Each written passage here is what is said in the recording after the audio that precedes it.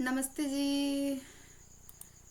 जय श्री श्याम। आप सभी को कैसे हैं आप लोग? उम्मीद करती हूँ बहुत बढ़िया होंगे, मन लगाकर पढ़ाई भी कर रहे होंगे।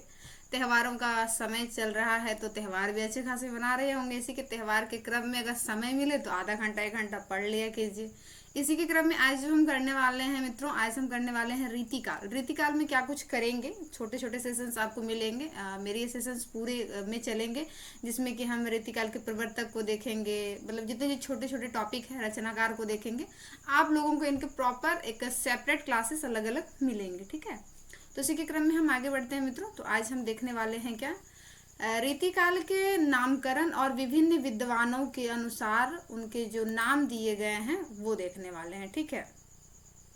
मैं एक बात यहाँ पे बताना चाहूंगी कि ये जो नाम है यहाँ पे दिए गए हैं, इसको आदिकाल के बाद वाला नहीं, आदिकाल जैसे कि आप जानते हैं कि ये जो हम कर रहे हैं वो सरस्वती गोविंद पुस्तक से कर रहे हैं। तो सरस्वती गोविंद पुस्तक में जो है गाइड हम कह सकते हैं, उसमें से रीतिकाल के बारे में आदिकाल के बाद भी रीतिकाल के नामकरण को लेकर दिए गए, वहां पे भी मैंने इसको करवाया है। लेकिन मेरा फर्ज ये बनता है कि एक सेपरेट भी करवा दिया जाए, जो कि आप लोगों को अच्छी तरह से रिवीजन करने में प्लेलिस्ट में आपकी चीजें जो है क्रम से मिल जाए। अगर आप सरस्वती गोविंद पांडे उठा रहे हैं पढ़ने के लिए तो आपको ये चीजें क्रम से मिल जाए, वहां फिर आपको दिक्कत ना हो, ठीक है। तो इसी के क्रम में तो हम जैसा कि करने वाले हैं यहाँ पे रीतिकाल के बारे में नामकरण और विद्वानों ने क्या कुछ नाम दिए हैं ये देखने वाले हैं। तो सबसे पहले देखते हैं रीति काव्य। इसको दिया है किसने? जॉर्ज ग्रियर्सन ने। अलंकृत काल जो है वो मिश्र बंधुओं ने दिया है। रीति काल की बात करेंगे तो रामचंद्र शुक्ल ने। यहाँ दो बातें हैं, एक है रीति काव्य, एक है रीति काल। कंफ्यूजन हमें नहीं होना है, एक हमें काव्य कहता है, एक हमें काल कहता है, ठीक है। समझ रहे होंगे आप। चलिए आगे बढ़ते हैं। श्रृंगार काल बहुत आसान है, मैं इतने आसान तरीके से आपको यहाँ पे समझा दूंगी ना कि आपको फिर ये यादें रह जाएंगी, आप भूलिएगा नहीं आप। फिर है कला काल, तो ये है डॉक्टर रमाशंकर शुक्ल रसाल। श्रृंगार काल था कौन?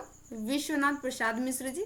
अंधकार काल की बात करेंगे तो हो जाएंगे त्रिलोचन। इसको मैंने याद कैसे करवाया था और मैं उसी चीजों को जो मैंने पहले करवाया था उसी को मैं यहाँ रिपीट कर रही हूँ। बात कर लेंगे रीति काव्य। काव्य मतलब क्या होता है? जब हम रचना करते हैं कविता के माध्यम से, यानी कि जो लय में होता है, तुक टाइप से होता है, दोहा चौपाई वगैरह, तो लय एक काव्य टाइप से बन जाता है ना, वो काव्य में हो जाता है। हमारे काव्य रचना, काव्य हो या रचना हो जो हम लिखते हैं, तो जब हम काव्य रचना लिख रहे थे, रीति का मतलब क्या होता है? रीति को अगर हम अभी के लैंग्वेज में अगर हम बोलेंगे तो रीति को हम क्या बोल सकते हैं? स्टाइल।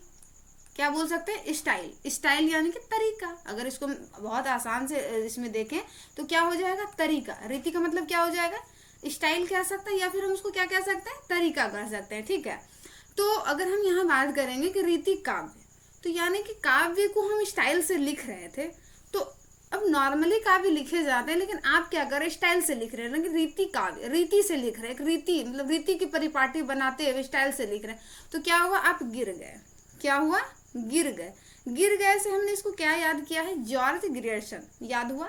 रीति काव्य।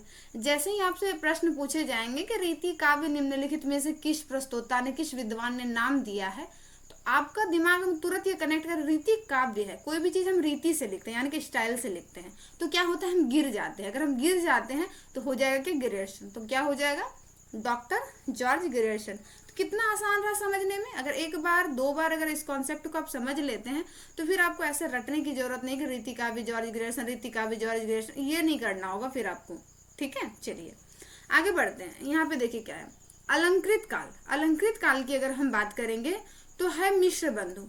अब मान लीजिए अलंकार मतलब कि जो काव्य की शोभा बढ़ाए उसे हम अलंकार कहते हैं ना भाई। जो हमारी शोभा बढ़ाए उसको भी बोलते हैं अलंकार, यानी कि जो हम लोग अलंकृत होते हैं भाई, हम लोग भी अपना मेकअप सेकअप करते हैं तो हम लोग भी अलंकृत करते हैं खुद को, ठीक है। तो जब हम अलंकृत करते हैं, वो चाहे हमारा काव्य हो या फिर हमारा रचना हो, क्या हो? काव्य हो या रचना हो, जब हम इसको सजाते हैं, जब इसको हम सजाते हैं तो क्या हम सिर्फ एक चीज से सजाते हैं? नहीं, आप खुद सोचिए इस चीज को, क्या हम एक चीज से सजाते हैं? नहीं। तो आपने कहा नहीं मैम, बिल्कुल हम एक चीज से नहीं सजाते, बल्कि मिश्रण होता है चीजों का। क्या होता है? मिश्रण होता है। जैसे अगर आप फेस मेकअप कर रहे हैं देन मैं इसको ऐसे समझाऊंगी कि आपको ये अच्छे से याद। फेस मेकअप कर रहे हैं तो आप क्या करेंगे, पहले आप फेस वॉश करेंगे, देन उसके बाद क्रीम लगाएंगे, फिर उसके बाद फाउंडेशन लगाएंगे वगैरह वगैरह, पाउडर वाउडर ये सब कुछ लगाएंगे। क्या हो रहा है, चीज़ों का वहाँ पे आप मिश्रण कर रहे हैं। क्या कर रहे हैं, चीज़ों का मिश्रण कर रहे हैं। जब भी हम अलंकृत होते हैं, सुशोभित होते हैं, वो चाहे हम हो, आप हो, या रचना हो, या जो भी हो, जैसे उसको अलंकृत करते हैं चीज़ों का मिश्रण होने लगता है। तो किसने कहा है, मिश्र बंधु। और आप लोग जानते हैं कि मिश्र बंधुओं के बारे में मैंने पहले क्लासेस में आपको आदिकाल में करवा दिया था कि मिश्र बंधुओं में कौन कौन सम्मिलित है, इसको कैसे याद करना है। इसीलिए मैं उन चीज़ों का यहाँ पे जिक्र नहीं करूंगी। आप प्लेलिस्ट में जाके पहले की क्लासेस देख सकते हैं, जिसमें कि आपको ये चीज़ें आसानी से याद हो जाएंगी। ठीक है, तो मिश्र बंधु 3 भाई थे, जिसमें कि श्याम बिहारी मिश्र, सुखदेव बिहारी मिश्र और गणेश बिहारी मिश्र होते हैं। ठीक है, चलिए आगे बढ़ेंगे। रीति काल, मुझे लगता है कि जितने भी बच्चे हिंदी से किसी भी एग्जाम्स की तैयारी कर रहे हैं तो उसको ये नहीं बताना होगा कि रीति काल मतलब रीति काल किसने नाम दिया, ये तो नहीं बताना होगा, क्योंकि आचार्य रामचंद्र शुक्ल ने हिंदी साहित्य के इतिहास जो उन्होंने पुस्तक लिखी है, नगरीय प्रचारणी सभा की भूमिका के रूप में लिखी गई थी, वो हिंदी साहित्य का विकास के नाम से, तो ये हर कोई जानता है। और आप में से बहुतों स्टूडेंट के पास ये वाली पुस्तक होगी, जैसे कि मूल पुस्तक हम कह सकते हैं, जो बाबा रामचंद्र शुक्ल जी का है। तो उन्होंने वीरगाथा काल कहा था, आदि भक्ति काल कहा था, भक्ति काल में अलग अलग परिपाटी में बांधा था उसको, वो मैंने करवा चुका है। रीति काल कहा था, तो इसके बारे में मुझे नहीं बताना होगा कि रीति काल किसने कहा है। क्यों, क्योंकि हम रीति काव्य अगर आपको याद करवा दिए हैं, तो रीति काव्य में अगर हम गिर रहे हैं तो रीति काल हमको याद नहीं करवाना है। ठीक है, तो आई होप आप ये समझ गए होंगे। चलिए आगे बढ़ेंगे हम। अब हम बात कर लेते हैं श्रृंगार काल। क्या है, आचार्य विश्वनाथ प्रसाद मिश्र। हम बात कर रहे हैं श्रृंगार काल आचार्य विश्वनाथ प्रसाद मिश्र की। ठीक है, अगर हम बात करेंगे श्रृंगार, पहले हम वहां बात किए थे अलंकृत, यहाँ पे हम कर रहे हैं श्रृंगार, कंफ्यूजन नहीं होना आपको। जब हम श्रृंगार की बात करते हैं तो बताइए, विश्व, पूरे विश्व में श्रृंगार किया जाता है कि नहीं। हमारे झारखंड में जो श्रृंगार होता है उनका थोड़ा सा अलग होता है, हमारे बिहार में जो होता है वो अलग है, यूपी में जाइएगा वो अलग है, अलग असम जाइएगा वो अलग है, हिमाचल हम लोग गए थे हिमाचल में अलग है। हर जगह का श्रृंगार तो हो रहा है, लेकिन विश्व में हर जगह का श्रृंगार अलग है। यानी कि विश्व में हर जगह का श्रृंगार अलग है, तो जैसे ही श्रृंगार काल आएगा तो आपका ध्यान में ये चीज कनेक्ट होना चाहिए कि विश्व में सभी का श्रृंगार अलग अलग है। तो विश्वनाथ प्रसाद मिश्र ने क्या नाम दिया है, श्रृंगार काल।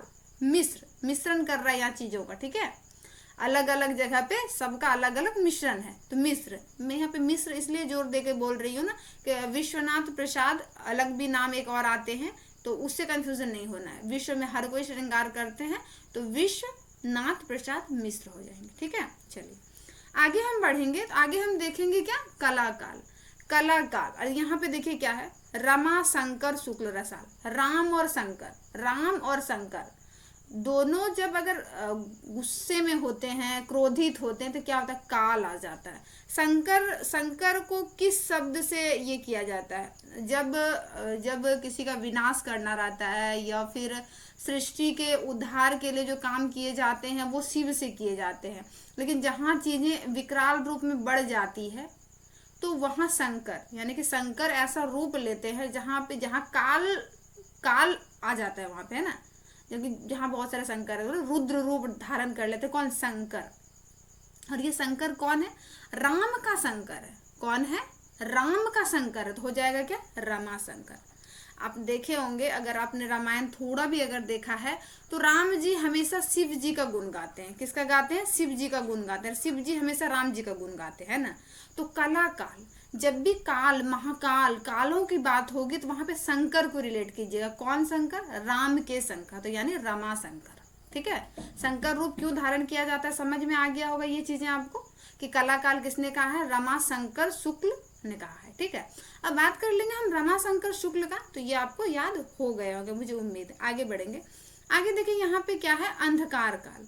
अंधकार, त्रिलोचन, इसको भी हम शंकर से ही याद करें। त्रिलोचन कौन है, शिव शंकर जी को आपने देखा है ना भाई, शंकर जी को तो आपने देखा ही होगा। उनका एक यहाँ पे भी एक उनका आंख रहता है ना, शंकर जी का एक यहाँ पे भी आंख रहता है, गले में सर्प की माला रहती है। तो शंकर जी का एक यहाँ भी ऐसे करके आंख रहता है, तो त्रिलोचन, 3 लोचन है इसके। अंधकार काल, जैसे ही ये आपने सुना होगा ना कि शिव जी अगर तीसरी आंख खोल देना तो अंधकार छा जाएगा। आपने ऐसा सुना होगा कि वो तीसरी आंख नेत्र खोलते नहीं है, उनका नेत्र बंद रहता है। त्रिलोचन, अंधकार हो, काल आ जाएगा, अंधकार हो जाएगा, सृष्टि का प्रलय हो जाएगा, विनाश हो जाएगा, अंधकार छा जाएगा, अंधकार छा जाएगा, त्रिलोचन। आई होप आपको ये याद हो गए होंगे। मैं एक बार फिर से आपको ये याद करवा दे रही हूँ, रिपीट करवा दे रही हूँ, ताकि ये आप चीजें आपको अच्छे से याद हो जाए। ठीक है, चलिए पहले मैंने क्या कहा, रीति काव्य। रीति मतलब शैली, शैली मतलब स्टाइल। जब स्टाइल से हम काव्य को लिखेंगे तो नॉर्मली बात है हम गिरेंगे ही, क्योंकि अलग हम परिपाटी से, मान लीजिए रास्ता ऐसे चल रहा है और आप ऐसे ऐसे ऐसे ऐसे चलेंगे टेढ़े बोके करके, तो क्या होगा, इसका मतलब गिर ही जाएंगे ना भाई। तो टेढ़े ओढ़े करके चलेंगे तो गिर जाएंगे, तो गिर गए तो ग्रेड रीति काव्य। अलंकृत की मैंने बात किया था, जब हम अलंकृत होते हैं, वो चाहे हमारा काव्य हो या हम खुद हो या आप हो, तो क्या मिश्रण करते हैं ना चीजों का। एक चीज से सिर्फ आपने क्रीम लगा लिया थोड़ी ना वो अलंकृत हो गया मिश्रण, आप बहुत सारी चीजों का मेकअप करते हैं वहां पे, तो मिश्रण करते हैं। तो अलंकृत काल किसने कहा, मिश्र बंधु। मिश्र बंधु में कौन आते हैं ये आपको पता है। रीति काव्य मुझे कहा, रीति काल मैंने कहा कि आपको नहीं बताना होगा, क्योंकि आचार्य रामचंद्र शुक्ल ने नाम जो दिए हैं, आपकी पुस्तक भी होंगे उसमें, इसको आप नहीं भूले। अगर आप फिर भी बिगनर्स हैं और नए स्टूडेंट अगर आप इसको भूल जाते हैं, तो आप अगर रीति काव्य को याद रख लिए हैं कि ग्रेजुएशन का है, तो रीति काल अपने आप रामचंद्र शुक्ल जी का हो जाएगा।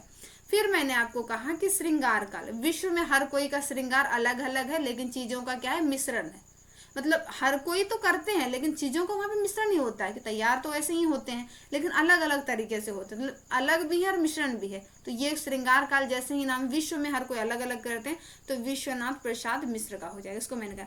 कला काल शंकर, कला काल, काल काल काल मतलब काल, महाकाल। तो महाकाल किससे, देवों के देव महाकाल शंकर, किसको जोड़ा जाता है, राम के शंकर को जोड़ा जाता है ना, रमा शंकर। विनाश की जब बात आती है, काल बढ़ जाता है, तो शंकर को बुलाया जाता है। शिव को बोला जाता है, शिव शांत सत्य इन सबके प्रतीक हैं, और शंकर जो है वो विनाश के प्रतीक हैं। वो जब बहुत ज्यादा पाप ये हो जाता है तो आते हैं। तो मैंने राम के शंकर, वो कौन से शंकर है, राम के शंकर, इसलिए रमा शंकर। ठीक है, तो इन्होंने क्या कहा है, कला काल कहा है। ठीक है, आगे मैंने कहा अंधकार काल। अंधकार कैसे, शंकर जी का मैंने बताया कि शंकर जी के तीन आंख होते, दो आंखों से तो ये देखते हैं भाई, ये इनका तीसरा आंख जो है ना वो नहीं खुल पाता है। ठीक है, क्यों, क्योंकि अगर ये खुलेगा तो क्या होगा, अंधकार आ जाएगा। ठीक है, अंधकार हो जाएगा तो हो जाएगा अंधकार काल।